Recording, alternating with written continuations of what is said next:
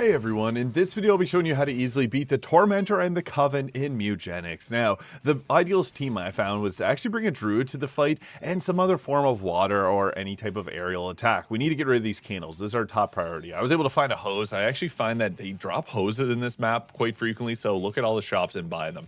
The Raven's arrow attack there can actually end up making the candles go out. Although I found the hose really useful because it creates a water surface on the candle so they can't get lit again. That's really important. I also had a cat that would pee every time it got hit, so that actually did help too. Just anything that's got water and wind. Now, you obviously have to attack the creature in the middle here. We got to bring its health down. And whenever 4 of them rise up, it will get eaten. And then we have to go against the Tormentor. But our priority is to make sure that these torches are all out, because if they're lit, it's going to power up the Tormentor, and it just gets a lot more powerful as they have more of those. So yeah, if you can do it without any of these, you're gonna have a much easier time. That is our #1 priority. Now, this boss will also bring out flies and frogs to keep attacking us.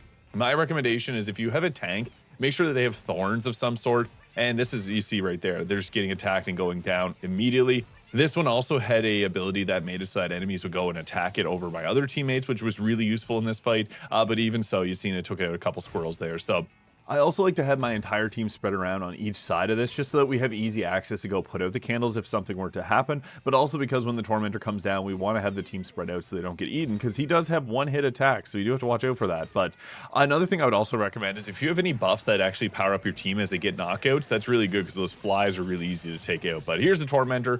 He's going to start off with this eating attack, and if we had all the candles lit, we can actually burst him down enough so he doesn't actually get this attack up, but obviously avoid the exclamation marks whenever he's standing there. But if you have any abilities that will actually flip him around, these can work too. You can also push him around, which will create a smaller area. So I had the bird and the water attacks that we used in the previous section, pushing him away just so that there's less of a range for him to attack people. And the squirrels that I had for my Druid actually carried this fight. The Druid is really good in this fight. I'd actually recommend bringing them here because they're Raven just good with the flying attacks, but also being able to summon in a bunch of stuff is super useful. So there's how to beat the Tormentor and the Coven in Mewgenics. If you have any questions, leave them in the comments below.